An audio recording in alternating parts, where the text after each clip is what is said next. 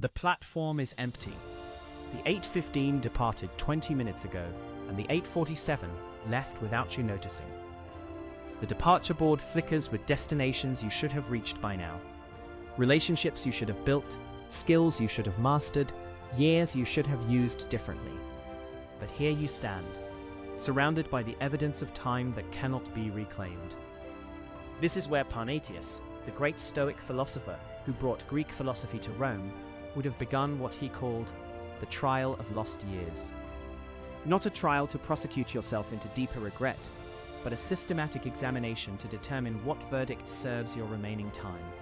The trial has 3 phases, and each one demands something different from you. Phase 1 is evidence without emotion. Panaetius insisted that before any judgment could be rendered, the facts must be laid bare without the distortion of feeling. The years you spent in the wrong relationship, what actually happened versus what you tell yourself happened. The career you abandoned or the skills you never developed. What were the real circumstances versus the story you've constructed about weakness or failure? Marcus Aurelius practiced this ruthlessly in his own meditations when he examined what he called his frittered away years. He didn't write about shame or self-hatred. He wrote about mornings spent in bed when he could have been useful, about political meetings where he contributed nothing of value, about days consumed by pleasures that left him empty. Facts, evidence, the raw material of honest assessment. The second phase is judgment without mercy, not the absence of compassion, but the absence of the false mercy that obscures truth. Panaetius taught that once evidence is clear, judgment must be rendered, not to punish, but to establish foundation for what comes next. Some of those years were indeed wasted. Some of those opportunities will never return. Some of those relationships are permanently severed by choices that cannot be undone.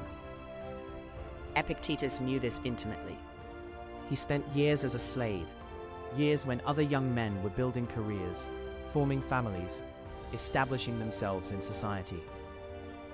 When he gained his freedom, he could have spent his remaining decades mourning what slavery had stolen from him. Instead, he rendered this judgment. Those years developed exactly the perspective that would make his philosophical teaching profound. Not because slavery was good, but because the years were gone regardless of how he judged them. The third phase is self-command over direction. This is where the trial moves from examination to action. You cannot reclaim years, but you retain complete authority over the platform you choose and the direction you face. Panaetius called this the exercise of remaining power, not the power to change the past, but the power to determine what the past serves. Consider the person who realizes they wasted a decade in the wrong career.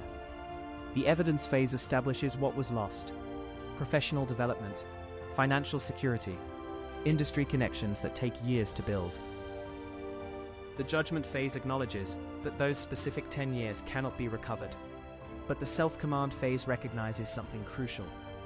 Expertise in recognizing wrong paths is itself a form of wisdom that guides better choices. The Stoics understood that direction is not about speed or dramatic transformation.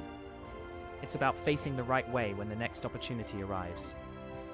Sometimes this means beginning again at 40 what others began at 20. Gained through mistake as the foundation for helping others avoid similar errors. Sometimes it means discovering that what felt like lost years were actually preparation for something you couldn't have understood earlier. But direction requires daily exercise of self-command over the simple question: what serves your values now? Not what would have served them 10 years ago if you had been different, but what serves them today with the person you have become through whatever path brought you here. The empty platform teaches this clearly. Lamenting departed trains changes nothing about current schedule, but choosing which direction to face when the next one arrives, that choice remains entirely yours, formed by but not imprisoned by everything that came before. Panaetius would end the trial not with verdict of guilt or innocence, but with assignment of responsibility for the remaining years. The question is never whether you deserve better than what time has delivered. The question is whether you will exercise command over what time remains. This is how you recover from years that cannot be reclaimed. Not through denial or forced optimism, but through the systematic application of wisdom to evidence, judgment to circumstance, and self-command to direction. The train you missed is gone, but your ability to read the schedule and choose your platform remains undiminished. If this moved you, comment "The Citadel holds" below. It is our sign that you carry the philosophy with you.